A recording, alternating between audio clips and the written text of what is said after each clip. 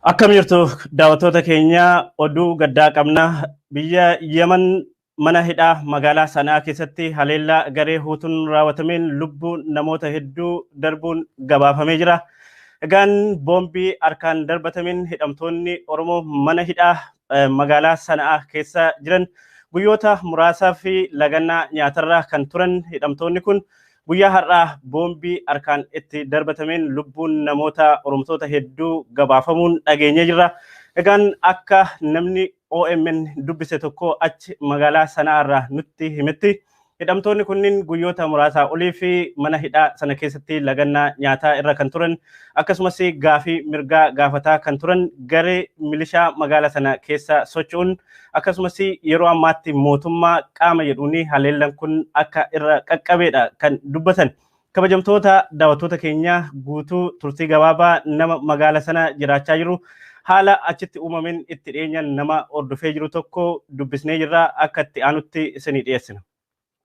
Aye Tasfaye Amina Oromiyaa Miidiyaa Neetworkiitti bilbilaa jira. Mee biyya Yemen keessatti yeroo ammaa kanaan maal Oromoo irratti miidhaan cimaan qaqqabeera jechuu dhageenyatti bilbilee maaltu ta'e mee nutti bal'ina.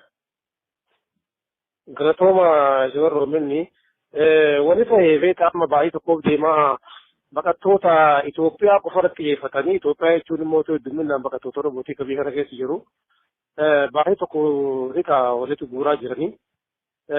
Amma wanni galee gabaabinumatti wanni irra galee namoota walitti jiran kana keessa hidhaan kana keessa warra xalayaa baqattummaa hin qabne hedduminaan jira. Isaan keessaa namoonni mallaqa qaban irraa bayanii jiru. Warra mallaqa hin qabne kun immoo hedduu keessatti dararaman nyaatan dararamanii waan adda addaatiin walitti hedduminaa qilleensa dhabuun ni beekagaa hedduu wal dararaa turanii isaan irratti gara biyya keenyaa nu galchaa jedhanii jechuudha. Achirratti guyyaa hedduuf kana ta'ee dadhabanii jennaan inni nyaata dhaaban nyaata nyaanni jedhanii guyyaa dheengida sirraa nyaata dhaaban. Kalee nyaadhaa jedhanii didanii har'a immoo nyaadhaa jedhanii seenanii tumanii jechuudha.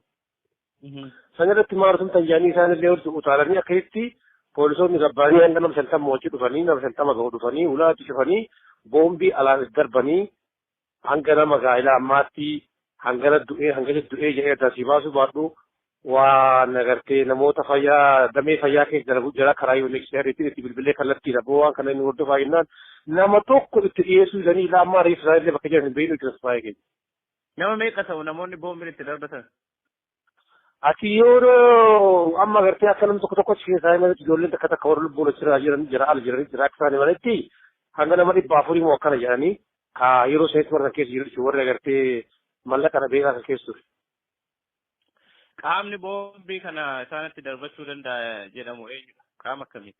Kun dhibbaadhaa dhibbatti mootummaa Yemen kan yeroo ammaa agartee Ansaarallaa jedhamu ka agartee gara magaalaa Sanaa bulchaatti hin jiru yeroo ammaatti jechuudha. Takka immoo garee Huutii jedhamu jechuudha. Dhibbatti kun shakkii kan qabu isaan darbee isaan ture darbee isaanii ka baqataa kanallee harka isaatiin hin jiru.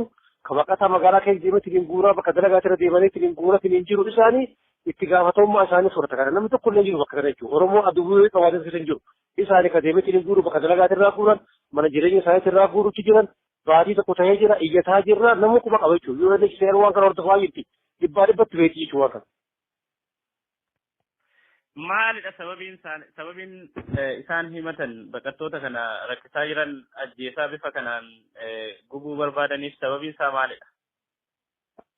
Nuti ilaali waggaa lamaan dura yoo irratti badee ture waan kana beektaan mataati yaa amma dura nuti mootummaa Yemen nun beeku baqattummaan UNHCR qofatu nu beeka. Ka mootummaan beeku baqataa Somaalee qofa. Nuti UNHCR qofatu rakkoo keenya himanne jechuudha.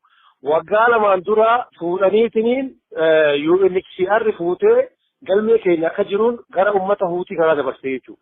Nuti ka jennee UNHCR uummata kun seeran qabanii beekumtii addunyaa irraa arganne dippiloomaasii tokko biyya kana keessa hin jiru isaanitti hin dabarsinaa jennee uummanni Oromoo kan magaalaa kana keessa agartee keessaa hayyuu jedhaman maqaa isaanii hin danda'a. Agartee ka akka Usmaan Galatoo ka akka agartee Caalaa Siraajii ka akka immoo agartee Fayyisaa Baay'isaatii ka akka agartee Birhaanuu amma Kanaadaa jira ragaa bahuu danda'a. Hedduu jira jechuudha akka agartee Tilaahunii hedduu jira ijoollee Oromoo jechuudha. Ni mormine waan kana itti nuun kennina uummanni kun nuun daldaalanii waggaa 20 ol mootummaan duraa nuun daldaalatti hin ture.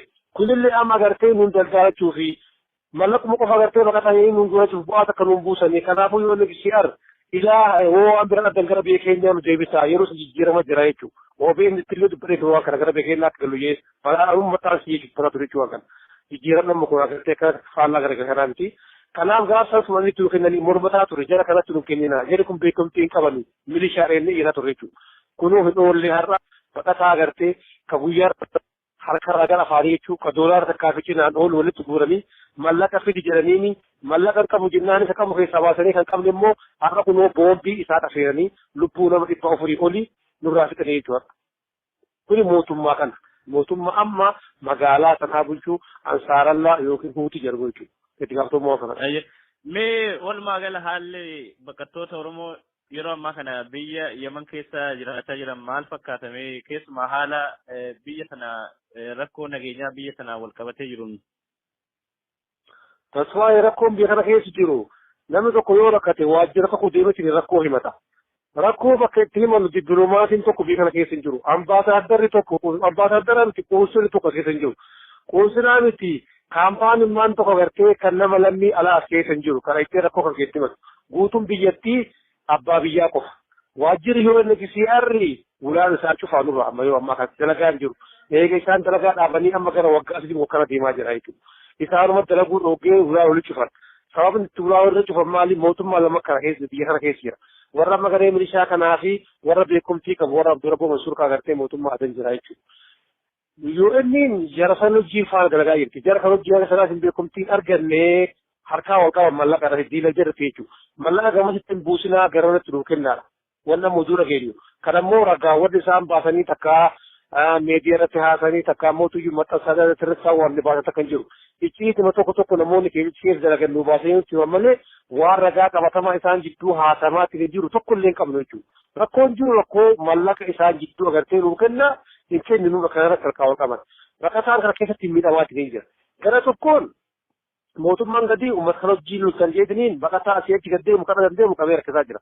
Kaachi as deemullee mootuyyuu mootummaa nama huti fuullee qabeetiniin isintuu agartee mootummaa seera qabeessa hojii nu lolus jedhanii baqataa keessa baqataan karaa deemuudhaa beeku. Duraan gara suuditti deemaa suudillee sababa koronaa vaayirasii kanaan karaa hidhattee jirti. Nama achi deemee deebisaan isaa rasaasa qofa. Baqataan karaa deemuudhaa beeku. Kana biyya akka hin jenne biyyi waan keessa jiru taasisaa argaa jirta jechuudha. Kana nama keenya rakkisee baqataan biyya kana keessa jiru rakkataa jira. Akka malee rakkataa jira. Gara deemuu dhabne ilmaan horree qabna biyya kana keessa jechuudha. Waggaa 25 waggaa 27 irratti kaa waggaa 10 biyya kana keessa jira jechuudha. Kanaafuu baqataan kun rakkoo hamaa keessa jira. Qaama itti himannu hin qabnu. Qaama nu dhaabbatu hin qabnu. Kana nu rakkisee uummanni Oromoo kan biyya alaa jiran akka sagalee nu ta'anii furmaata nu barbaadan isaanitti jenna. Ayyee mee bal'isiiti kanuma maal ergaa maal dabarfachuu barbaadda uummata Oromoof haa ta'u dhaabbilee mirga namoomaa addunyaa kana keessa jiran Amnesty haa ta'u Human Rights Watch akkasumas dhaabbata mootummoota gamtoomanitti dhimma mirgoota namaa kan hordofantu jira akkuma waliigalaatti ergaa natti dabarfattu. Tokkoffaan uummata Oromootiif ergaa dabarsa. Baqataan kun baqataa Oromooti. Biyya isaati irraa baqateetiin biyya namaa kana keessa jira. Sagalee saba isaati illee jira. Dhageessallee turre dhageessallee jirra jechuudha. Kanaaf tokkoffaan uummata Oromootti waa himuu barbaada. Baqataan dargii kan waraana Baarhayiliin agartee Yemen seene nama 600 akkanas keessa ture. San lammii maqaa Itoophiyummaatiin iyyanii fi guyyaa tokkotti baatii nama hiriira ba'anii ta'anii guyyaa tokkotti nama 400 as keessaa baasan jechuudha.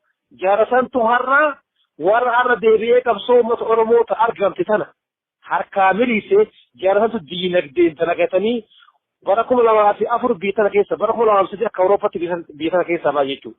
Achi dhaqanii wal ijaaranii har'a qabsoo qeerroo kenna fide nu harkaa fudhatan biyya galanii. Baqataan Oromoo osoo uummanni Oromoo ala jiru baqataa kanaaf sagalee tahee baqataa kanaaf biyyatee baqataan biyya Yemen kana keessa jiru yoo xiqqaa 8,000 oli ka Sudaan jiru akkasi ka Keeniyaa jiru akkasi maaliif uummanni Oromoo hayyoonni Oromoo beektonni Oromoo baqataa kanaaf maaliif sagalee taanii baqataa kana irraa dhaabbachuu qaban. Gara agartee mootummaa agartee warra dippiloomaasii adda addaa agartee yoo inni keessa dalaganii fi hayyoota Oromoo toon dhaawuu barbaadu baqataan kun bakka deemuu qabu. Durri isaa dukkana, duubni isaa dukkana. Yoo isin dukkana kana keessa baaftan malee, yoo isin bira dhaabattanii as keessa gargaartan malee mootummaa agartee hin beekamne ka addunyaan beekumtii kenniniif waraabessa harka jira. Waraabessa kana akka nu baaftan isheetti yadda maqaa baqattoota Oromoo biyya Yemanii jechuu ni barbaada.